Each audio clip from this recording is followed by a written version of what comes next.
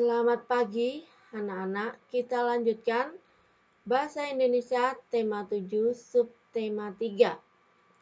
Menggali pengetahuan baru yang terdapat pada teks. Menyampaikan pengetahuan baru dari teks non-fiksi ke dalam tulisan dengan bahasa sendiri. Pada pertemuan sebelumnya, kalian pernah mencari arti kata sulit. Kali ini kita akan mencari arti istilah dalam teks. Untuk mengetahui arti suatu istilah, kita dapat mencari di Kamus Besar Bahasa Indonesia. Langkahnya, mencari kata dasar istilah tersebut lebih dahulu. Misalnya, pada kalimat "Aku bangga atas indahnya persatuan dan kesatuan". Kata kesatuan berasal dari kata satu dengan imbuhan awalan ke dan akhiran kan, an, sehingga membentuk kata sifat kesatuan. Jadi pada kamus cari dulu kata satu, selanjutnya kesatuan, sehingga kamu akan menemukan arti kata kesatuan. Menemukan informasi baru. Langkah pertama adalah memahami isi bacaan. Bacaan adalah rangkaian dari beberapa kalimat yang sama-sama mendukung suatu topik. Tujuan kita membaca adalah memperoleh informasi. Untuk dapat memahami isi teks, kamu harus memahami dulu judul bacaan. Hal ini dikarenakan judul suatu bacaan mampu memberikan gambaran garis besar informasi yang akan kamu dapat setelah membaca bacaan tersebut. Bacaan yang baik akan mampu memberikan informasi mengenai pertanyaan tersebut. 2. Mencatat informasi berdasarkan bacaan. Mencatat informasi memiliki banyak kegunaan, antara lain mendokumentasikan hal-hal penting dan memudahkan kita untuk mengingat kembali informasi.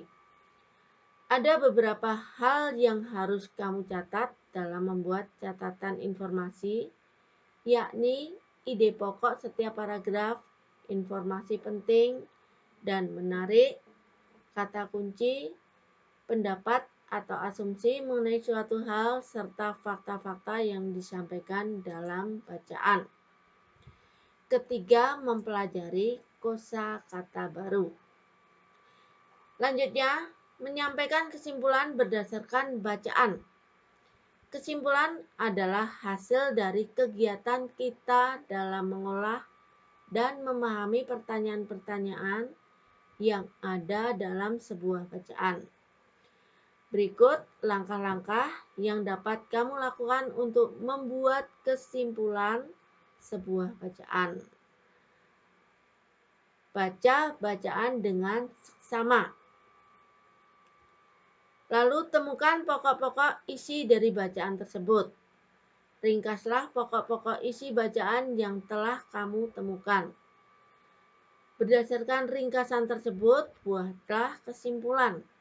Kesimpulan harus berupa satu pertanyaan yang menyatakan seluruh isi bacaan.